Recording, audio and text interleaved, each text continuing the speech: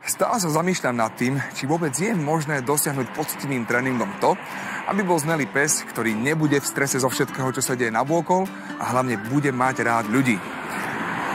Ja sa malú chvíľu mám stretnúť na tejto zastávke s Lukášom a s Atosom a možno práve z tejto dvojice by si Pištekovci mohli vziať príklad.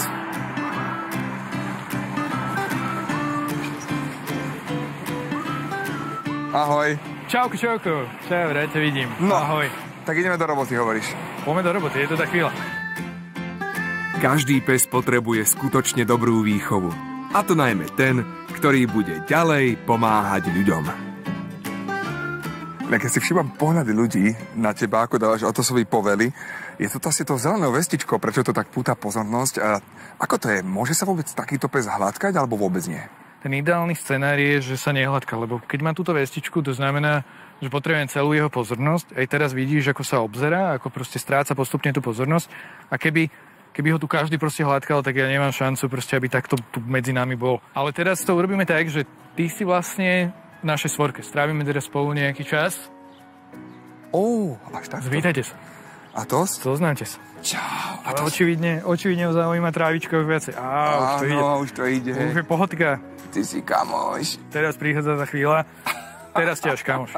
Vítaj v svorke. My chodíme z Trnavy, chodíme vlákom a potom ešte MHDčko v Bratislave. Je veľmi MHD socializovaný. Čakaj, učíme ho na to, aby si zvykol, že proste pred každým prechodom sa stojí. Keď bude starší, bude vedieť nájsť aj prechod. Zatiaľ vie urobiť iba to, že mu to dáva zmysel. Poď.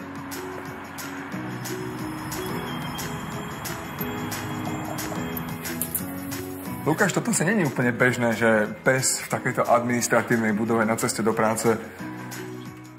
Poď. Čaute. Dobrý deň. Prinášam hosti do domu. Dobrý deň. Ja urobím ešte takú vec, že odstraním tohto chalana, čo sa týka vodítka, lebo už je v domácom prostredí. Ty teraz vlastne prichádzaš v takom stave, že on za 2 týždne odchádza vlastne od nás.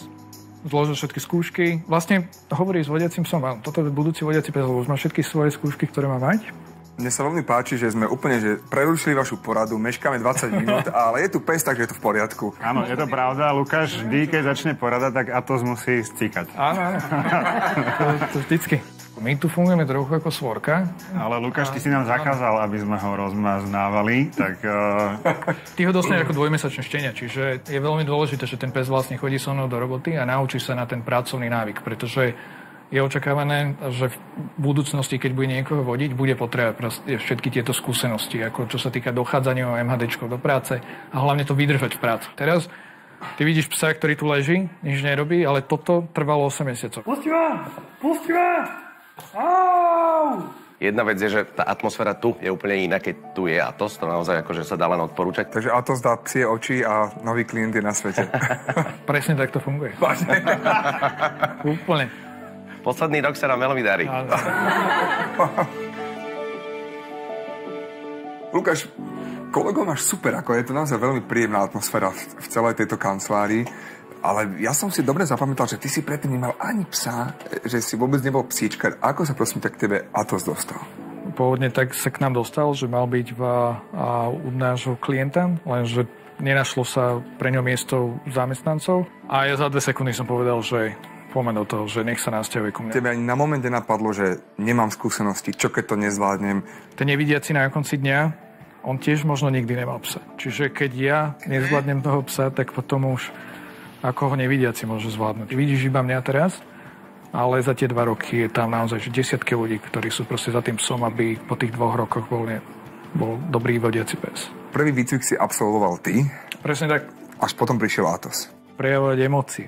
To bolo pre mňa úplne najťažšie podľa mňa, lebo ten pes, keď robí zle, komunikovať proste jasne. To je niečo, čo som podľa mňa určite predtým nemal tak, ako mám teraz, že to ma asi zmenilo.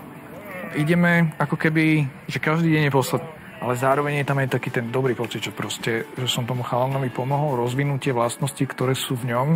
A ty vieš, kam on pôjde, do akej rodiny, či sa to nikdy nedozvieš? Dozviem sa to, budem mať o ňom správy. Takže Atos odchádza a už len zostáva taký jeden veľký otáznik visieť vo vzduchu, či nejaký podobný Atos prichádza.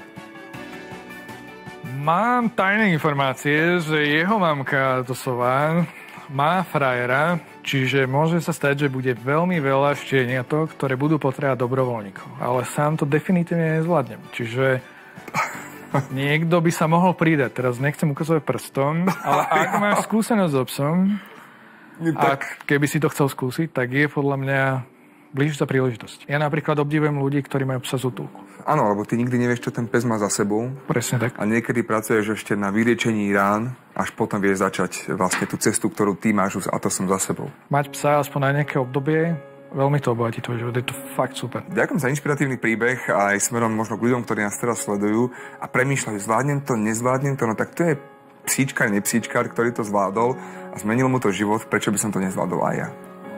Rád som ťa spoznal, ahoj.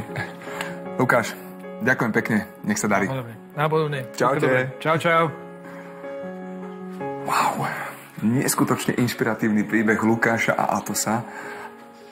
A ja si myslím, že Atosovi sa tá jeho cesta podarí a že sa z neho stane šikovný vodiaci pes.